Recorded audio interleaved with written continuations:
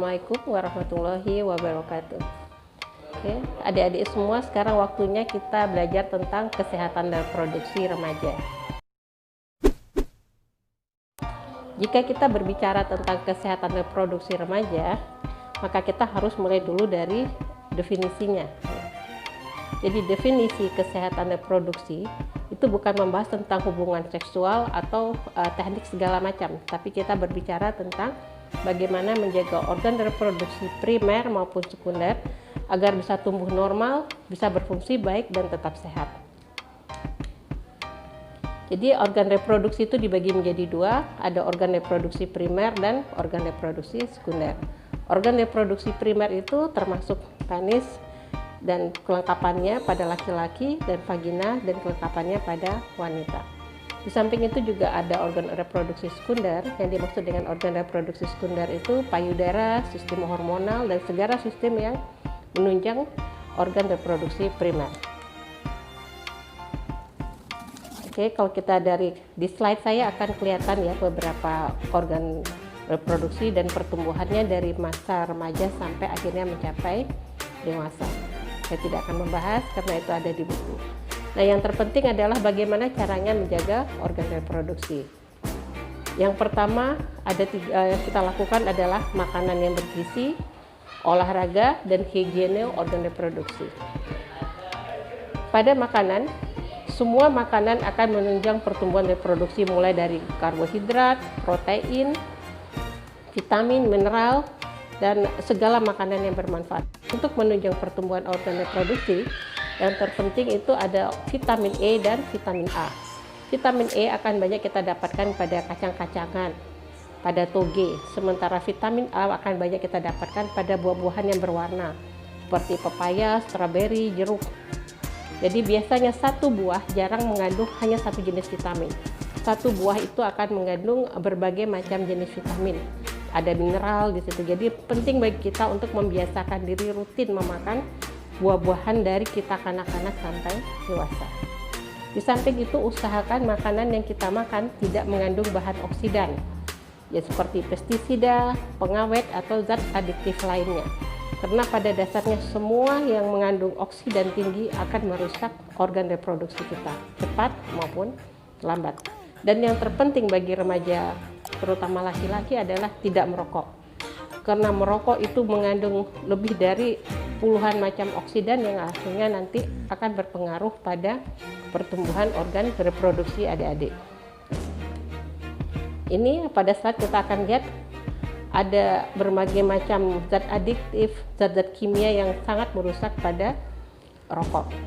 Jadi adik-adik bisa buka di internet atau di media yang lain, akan jelas terlihat di sana bahwa masing-masing organ ini lebih banyak efek merugikannya daripada efek menguntungkannya. Dan jangan lupa olahraga. Olahraga dilakukan rutin seminggu 3 kali minimal 30 menit untuk remaja. Jika bisa sampai 2 jam 3 kali seminggu itu jauh lebih bagus. Tujuan olahraga ini adalah untuk meningkatkan metabolisme dan membuang sisa-sisa metabolisme. Dan yang terpenting untuk menjaga organ reproduksi adalah menjaga higiene dan kesehatan organ reproduksi itu sendiri. Jadi yang terpenting usahakan jaga agar selalu bersih dan kering.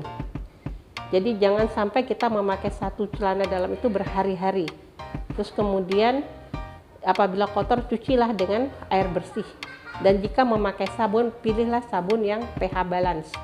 Karena sabun yang pH-nya terlalu tinggi atau terlalu rendah, dia akan merusak mukosa dari organ reproduksi tersebut.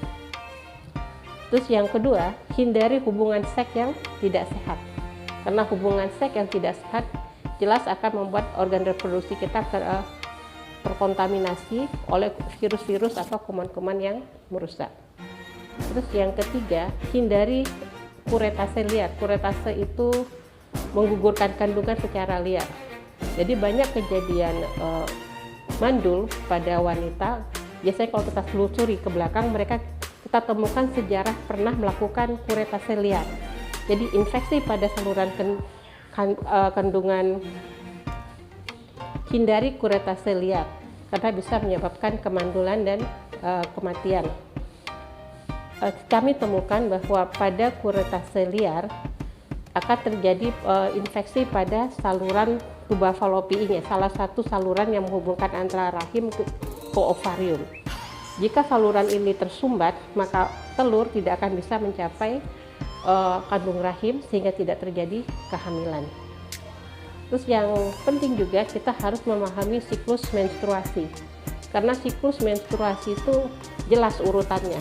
Jadi dari masa habis mens, masuk masa ovulasi sampai akhirnya terjadi menstruasi. Cuman panjang siklus ini pada setiap orang tidak sama. Dan pada satu orang pun lamanya juga tidak sama. Jadi normal siklus mens itu sekitar 21 sampai 28 atau 32 hari. Tapi tidak selalu begitu gitu. Itu sebabnya hati-hati jika kita memakai sistem kalender. Karena sistem kalender sangat tergantung dengan kondisi seseorang saat itu. Apabila dia sedang mengalami stres atau sedang mengalami tekanan yang hebat, maka siklus menstruasinya biasanya akan terganggu, bisa memendek, bisa memanjang. Jadi itu yang harus kita pahami dari siklus menstruasi. Dan untuk laki-laki ada baiknya berkhitan. Untungnya dalam agama kita itu sudah diwajibkan sehingga tidak ada masalah. Jadi berkhitan itu akan menjaga lebih bersih dalam untuk lebih baik berkhitan, karena berkhitan itu akan lebih sehat bagi pasangannya. Terima kasih, mungkin itu yang dapat saya sampaikan. Jika ada pertanyaan atau ada bisa disampaikan lain kali. There is so much love to give.